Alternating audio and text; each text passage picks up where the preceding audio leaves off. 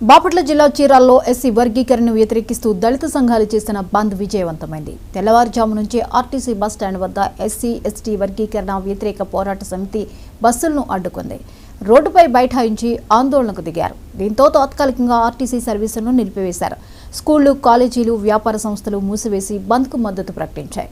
ఎటువంటి అవాంఛనీయ సంఘటనలు జరగకుండా పోలీసులు బందోబస్తు ఏర్పాటు చేశారు.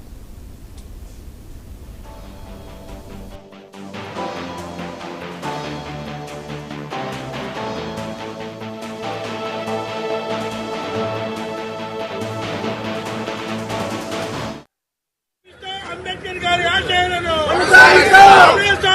అంబేద్కర్ గారి ఆశయాలను మద్దతు ఇవ్వండి. భారత్ బంధుకు మద్దతు ఇవ్వండి.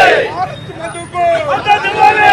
భారత్ బంధుకు మద్దతు ఇవ్వండి. భారత్ బంధుకు మద్దతు ఇవ్వండి. Doctor BR Ambedkar, doctor BR Ambedkar వ్యతిరేకించండి. ఏబిసిడి వర్గీకరణను రద్దు చేయాలి. ఏబిసిడి వర్గీకరణను వెంటనే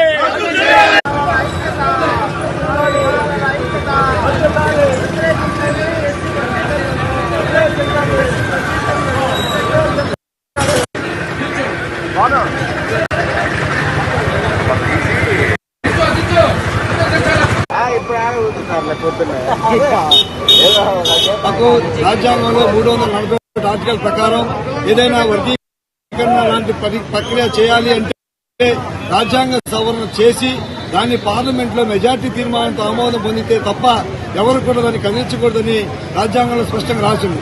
కానీ రాజ్యాంగాన్ని తొంగలో దొక్కి రాజకీయ ఒత్తిడి దొక్కి సుప్రీంకోర్టు చర్య చేయటం ఏమాత్రం కరెక్ట్ కాదు. దానికి తోడు ఎస్సీ వర్గీకరణ కాకుండా క్రిమీ లేయర్ అనే విధానాన్ని ప్రవేశపెట్టమని చెప్పడం జరిగింది. ఈ క్రిమీ లేయర్ విధానం అంటే ఏ కుటుంబంలోనైనా 4-5 పిల్లలుంటే ఒక పిల్లవాడికి ఉద్యోగం వస్తే మిగతా పిల్లలకి రాదు అని స్పష్టంగా వాళ్ళు ఇచ్చినటువంటి తీర్పు చెప్తా ఉంది. 296 పేజీలో 7వ పారాలో స్పష్టంగా రాసింది. దయచేసి మిత్రులు చదువుకోవాల్సిందిగా కోరుతాను.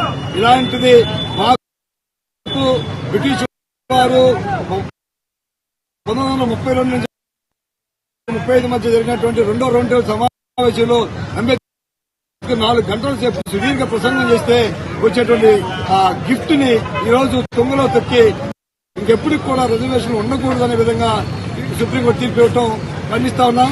ఇది పార్లమెంటు గమనించాలి, ప్రధానమంత్రి గమనించాలి. ఎవరైతే దీన్ని వ్యతిరేకిస్తున్నారో వాళ్ళ మనోభావాలు దెబ్బతినకుండా దీన్ని ఎట్టి పరిస్థితుల్లో కొనసాగించకుండా చట్టంలో ఈ పార్లమెంట్ చట్టం చేసి